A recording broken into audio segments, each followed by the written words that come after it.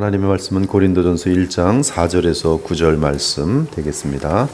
우리 한 절씩 교독하도록 하겠습니다. 고린도전서 1장 4절에서 9절. 그리스도 예수 안에서 너희에게 주신 하나님의 은혜로 말미암아 내가 너희를 위하여 항상 하나님께 감사하노니 이는 너희가 그 안에서 모든 일 곧 모든 언변과 모든 지식의 풍족함으로 그리스도의 증거가 너희 중에 견고하게 되어 너희가 모든 은사에 부족함이 없이 우리 주 예수 그리스도의 나타나심을 기다림이라. 주께서 너희를 우리 주 예수 그리스도의 날에 책망할 것이 없는 자로 끝까지 견고하게 하시리라. 너희를 불러 그의 아들 예수 그리스도 우리 주와 더불어 교제하게 하시는 하나님은 미쁘시도다. 아멘. 우리는 본문에서 바울의 진정성이 담긴 사랑을 볼 수 있습니다. 그는 참으로 고린도 교회를 사랑하는 사도였습니다.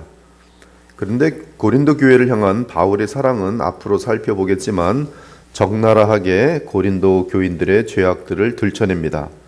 즉 바울의 사랑은 고린도 성도들의 비위를 맞추는 것으로 나타나지 않고 도리어 그들의 마음이 상하고 아프더라도 하나님 앞에서 옳지 않은 것들을 지적하고 그것을 그리스도의 사랑으로 감싸는 모습으로 나타내고 있습니다.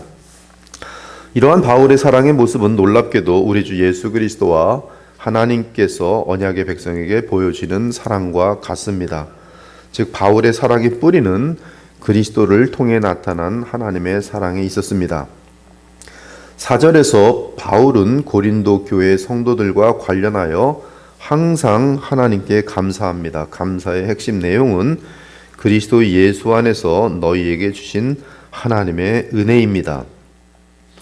그리고 이렇게 주어진 하나님의 은혜 때문에 고린도 교회 성도들에게는 그리스도 예수 안에서 모든 일, 즉 모든 언변과 모든 지식의 풍족한 현상으로 나타나고 있어요. 여기 모든 언변은 선포된 말씀의 개념이 들어있고요. 원어로 보면 말씀으로 되어 있어요. 학자들이 여러 고민 가운데 선포된 말씀으로 그렇게 의미를 두고 있는 것 같습니다. 하여튼 원어는 모든 말씀과 모든 지식이 풍족하게 나타난다고 알려줍니다. 그래서 그리스도의 증거가 고린도 성도 중에 견고하게 되었다고 합니다. 여기서 그리스도의 증거라고 번역된 토마로투리온, 크리스투는 세 가지 의미가 가능한데 그 세 가지는 그리스도에 대한 증거 또는 그리스도를 향한 증거 또는 그리스도가 말한 증거입니다. 그러면 어떤 것이 본문에 맞는 해석이 되겠습니까? 그것은 6절 후반부에 붙은 절을 통해 알 수 있는데 그 증거가 너희 중에 견고하게 되었다고 합니다. 여기서 견고하게 되다는 것은 피동으로 쓰인 에베바이오세스인데 그 뜻은 확증되었다, 확인되었다라는 뜻입니다. 즉 그리스도의 증거가 확증되었다, 확인되었다라는 것이. 근데 무엇을 통해서 그렇게 되었습니까? 그리스도 안에서 모든 것, 즉 모든 말씀과 모든 지식이 풍성한 것을 보니 그러하고, 또한 7절을 보면 모든 성령의 은사가 부족함이 없는 것을 보니 그러하다는 것이, 말씀과 지식 그리고 성령의 은사가 나타나는 것을 볼 때 그리스도의 증거가 확증되었다. 이는 교회에 나타난 성령의 역사에 근거한 확신입니다. 그러므로 바울은 이렇게 선포합니다. 이는 우리 복음이 너희에게 말로만 이른 것이 아니라 또한 능력과 성령과 큰 확신으로 된 것임이라. 우리가 너희 가운데서 너희를 위하여 어떤 사람이 된 것은 너희가 아는 바와 같으니라. 이 말씀과 지식과 성령의 은사로 인하여 교회에 나타나는 현상은 우리가 이 그리스도인 다워지는 그러한 현상으로 바울은 데살로니가전서 1장 5절에 선포합니다. 예수님도 친히 말씀하셨어요. 내가 아버지께로부터 너희에게 보낼 보혜사 곧 아버지께로부터 나오시는 진리의 성령이 오실 때 그가 나를 증언하실 것이요 너희도 너희 사도들도 처음부터 나와 함께 있었으므로 증언하느니라. 한편 사도 요한은 이 그리스도에 대한 증거는 내적인 것과 외적인 것이 있다고 알려줍니다. 이 외적인 증거는 친히 하나님이 주관하시는 초자연적인 역사들이고 내적 증거는 성령의 확신이. 그래서 그것에 의해서 이 신자들은 그리스도에 대해서 부인할 수 없다고 말합니다. 만일 우리가 사람들의 증언을 받을진대 하나님의 증거는 더욱 크도다.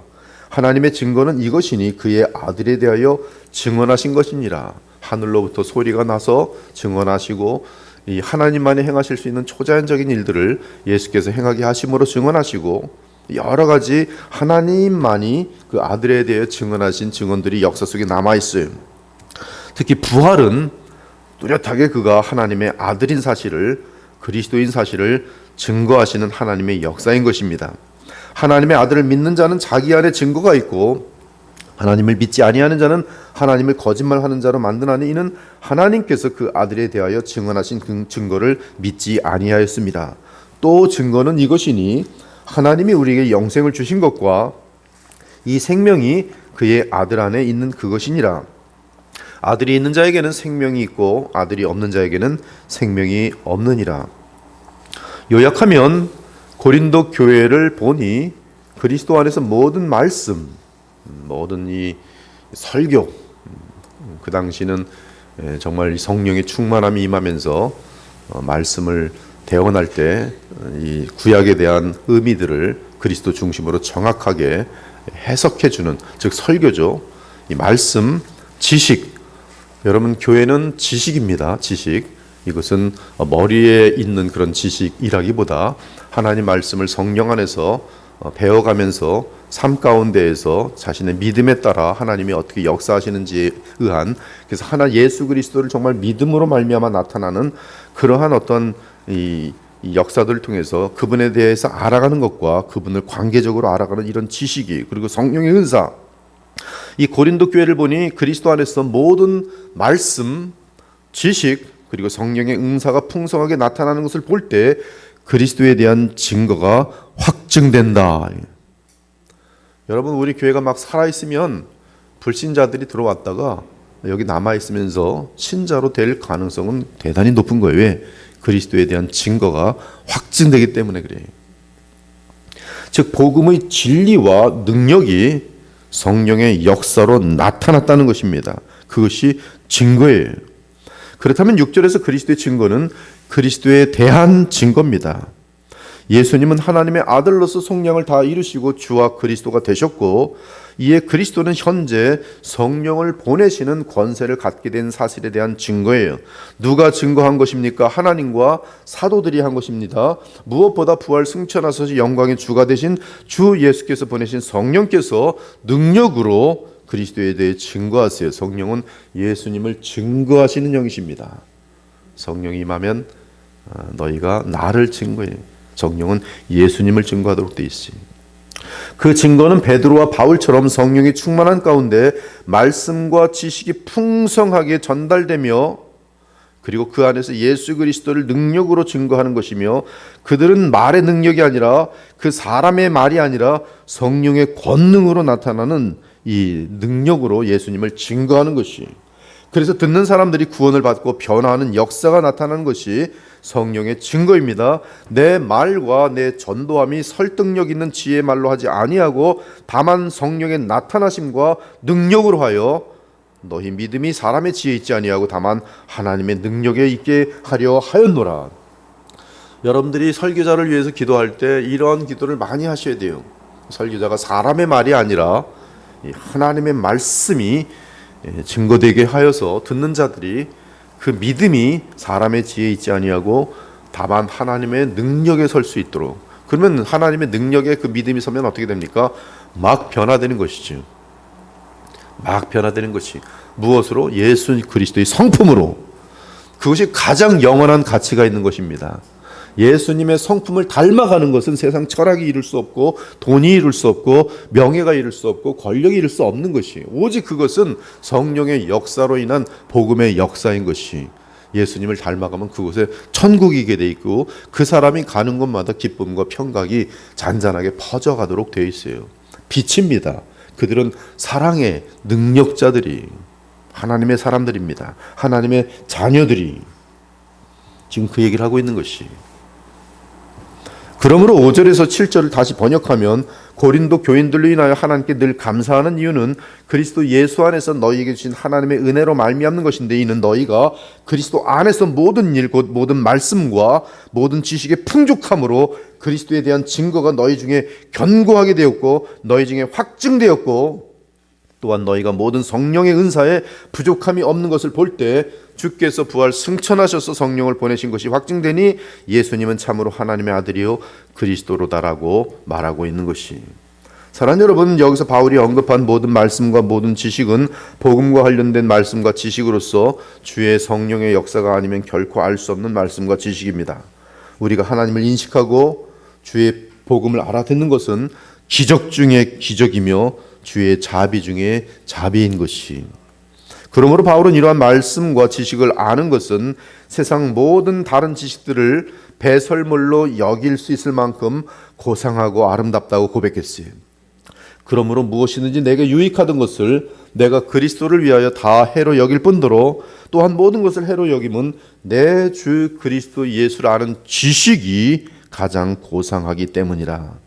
내가 그를 위하여 모든 것을 잃어버리고 배설물로 여김은 그리스도를 얻고 그 안에서 발견되려 함이니 내가 가진 의는 율법에서 난 것이 아니요 오직 그리스도를 믿음으로 말미암는 것이니 곧 믿음으로 하나님께로부터 난 의라.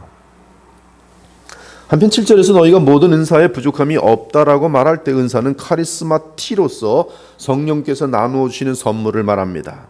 그리고 7절에 대한 정확한 번역은 너희가 그 어떤 은사에 있어서도 부족함이 없다라고 되어 있어요. 이는 십자가의 속량을 이루시고 부활 승천하신 주 예수께서 주의 몸된 교회에 조금도 아낌없이 필요한 은사들을 풍성하게 주시는 것을 뜻합니다. 그리고 예수 그리스도께서 이렇게 교회를 향해 풍성한 은사를 나눠주시며 돌보시고 베푸시는 상태는 우리 주 예수 그리스도의 재림 때까지 계속 지속될 것이. 얼마나 교회가 영광된 교회입니까? 만유의 주 되시고 만왕의 왕이시며 성령을 부으시는 그리스도께서 주님 재림 때까지 교회를 향하여 이렇게 계속적으로 풍성한 은혜와 말씀과 지식을 나눠주시겠다는 것이. 우리 주 예수 그리스도에 나타나시면 8절에 보니 우리 주 예수 그리스도의 날로 바뀌어 표현되고 있어요. 그러므로 주님 오시는 그날까지 교회는 만왕의 왕이시며 그리스도이신 예수님의 보호와 사랑 아래에 있게 될 것이. 그분은 풍성한 은사를 부어주실 것입니다. 그 은사들 중에 가장 중요한 것은 말씀과 지식의 풍성함이. 그리고 이러한 현상은 예수님이 하나님의 아들이며 그리스도로서 참으로 십자가의 속량을 이루시고 만유의 주가 되신 사실을 입증하는 것입니다. 한없이 감사한 것은 우리의 구원의 책임자는 우리 자신이 아니라는 사실입니다. 우리를 책망할 것이 없는 자로 끝까지 견고하게 붙드시는 분은 우리 주 예수 그리스도시요. 주께서 너희를 우리 주 예수 그리스도의 날에 책망할 것이 없는 자로 끝까지 견고하게 하시리라. 끝까지 견고하게 붙들어 주리라. 여기 책망할 것이 없는 것은 흠이 없는 자라고 동일한 단어예요.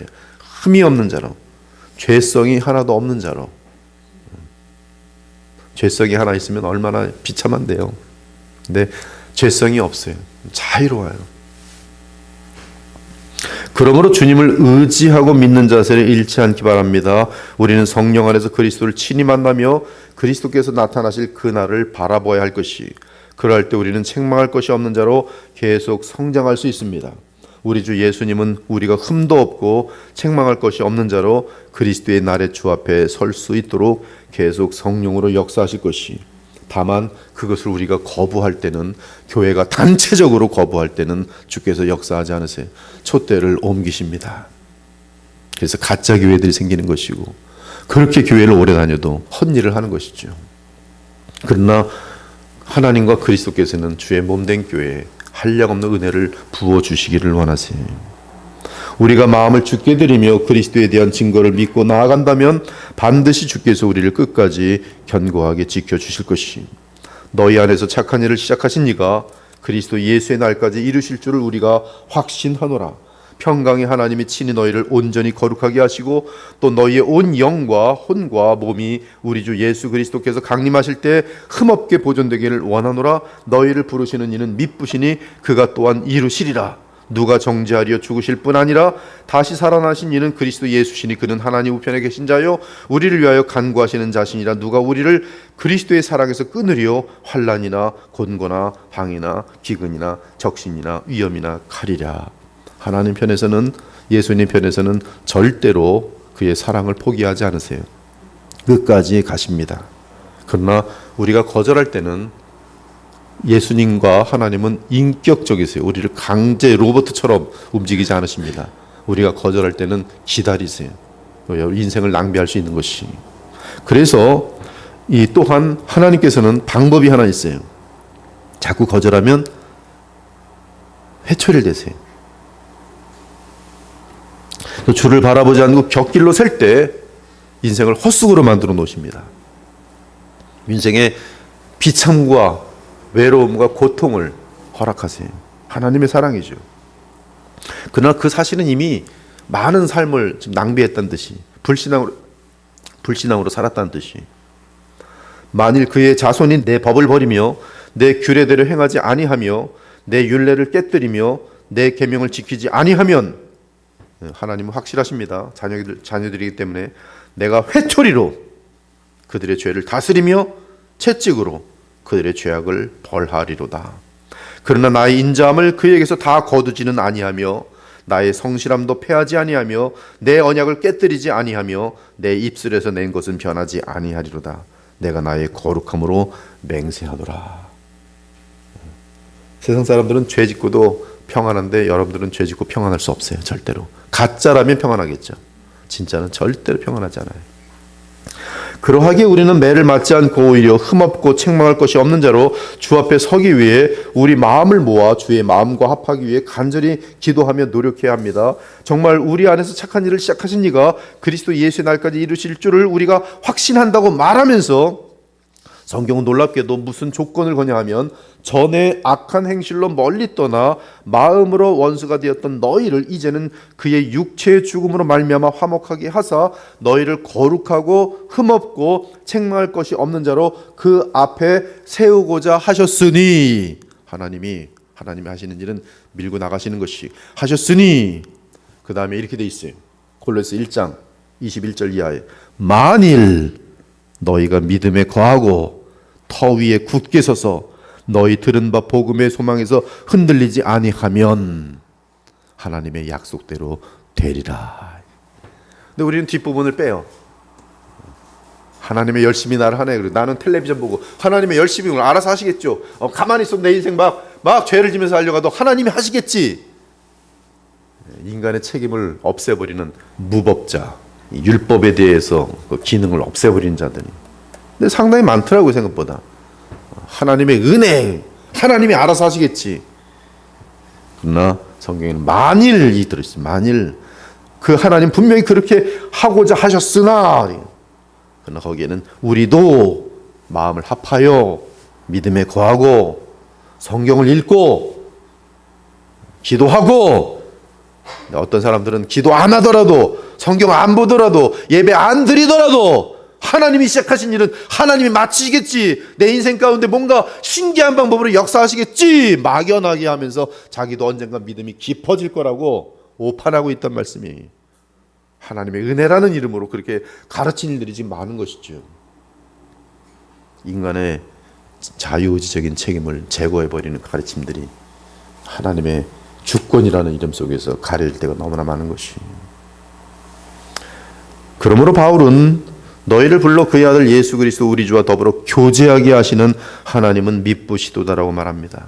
즉 우리가 주와 더불어 교제할 때 흠없고 책망할 것이 없는 자로 세움받게 된다는 것이, 이것이 우리에게 제일 중요한 한 가지 의무예요.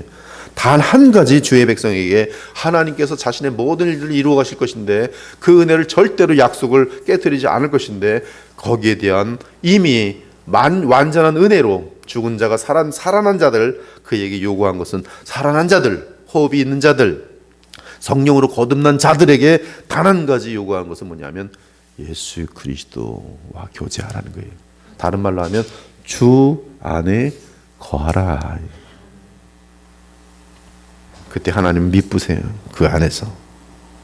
즉 우리가 주와 더불어 교제할 때 흠없고 책망할 것이 없는 자로 하나님께서 세워 가신다는 것이, 이 하나님은 우리가 그리스도와 더불어 교제할 때 가장 기뻐하십니다. 그 이유는 그리스도 안에서 우리가 날마다 변화하여 하나님의 형상을 온전히 회복할 것이기 때문에 그래요.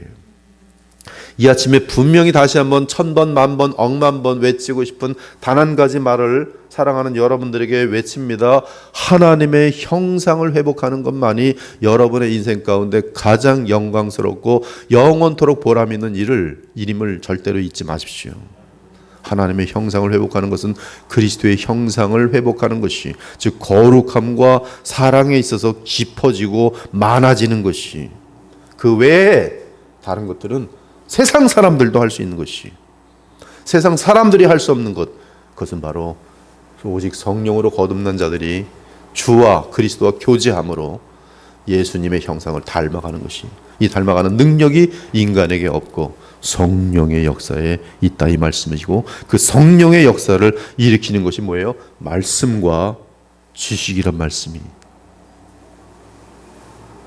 그러므로 호흡이 있는 동안 우리 그리스도와 교제하는 것을 가장 소중히 여겨야 합니다. 우리 주 예수 그리스도와 우리가 교제할 때 우리는 영광에서 영광으로 이르며 변화될 것이에요. 주께서 보내신 성령을 의지하며 날마다 말씀과 기도 가운데 풍성한 지식을 얻으며 그리스도와 교제하기 바랍니다. 주와 교제하며 그리스도의 피값으로 주신 구원과 그로 인한 하나님과의 교통, 그리고 주께서 마련하신 영원한 기업을 감사하기 바랍니다. 우리는 이미 씻음 받았고 의롭다 칭함 받았고 나아가 흠없는 사람으로 거룩하여 졌으니 그저 주 예수께 나아가 주와 교제하며 감사하기 바랍니다. 주께서 우리를 구원하신 목적이 흠없는 주의 자녀가 되는 것이기에 우리 역시 어그러지고 거스르는 세대 가운데서 하나님의 흠없는 순결한 자녀로 세상에서 그들 가운데 빛들로 나타내는 삶을 살아야 할 것이, 그리고 그러한 아름다운 삶을 살 수 있는 힘은 내게 없고 그리스도께만 있음을 알고 늘 그리스도를 믿고 의지하며 주와 더불어 교제하는 것, 그것이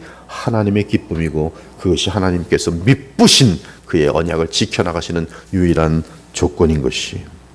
그래서 주 앞에 섰을 때 책망할 것이 전혀 없는 자가 되어 주님께로부터 영원한 칭찬입니다. 그것은 영원한 칭찬, 잘하였도다 충성된 종아, 영원한 칭찬이, 그러한 영광에 이르기를 우리 주 예수 그리스도의 이름으로 축원합니다. 아멘. 주 하나님 감사합니다. 오늘 바울의 글을 통해서 신자의 목적, 오직 은혜로 우리를 구원하신 하나님의 아름다우신 목적을 오늘 다시 한번 발견하면서 이를 위하여 말씀과 또 지식과 성령의 모든 은사들을 우리에게 얼마든지 더해 주시기를 원하시는 주의 마음을 알게 하시니 감사합니다. 항상 기도하며 말씀을 가까이 하며 예수 그리스도를 더욱 의지하고 믿으면서 주님께서 원하시는 하나님의 형상을 회복하는데 전심전력하는 주의 자녀들이 다 되어서 영원한 보람된 삶이 되고, 주님을 만났을 때 영원한 칭찬을 들으며 잘하였도다 충성된 종아라는 영원한 아름다운 그 칭찬을 듣고 하나님께 영원히 감사할 수 있는 주의 모든 자녀들이 되게 하여 주시옵소서. 오늘도 주 안에 거하고 내일 거룩한 주의 보좌 앞에 나아가기를 간절히 소망하는 하루가 되길 바라올 때 살아계신 우리 주 예수 그리스도의 이름으로 기도 올려옵나이다. 아멘.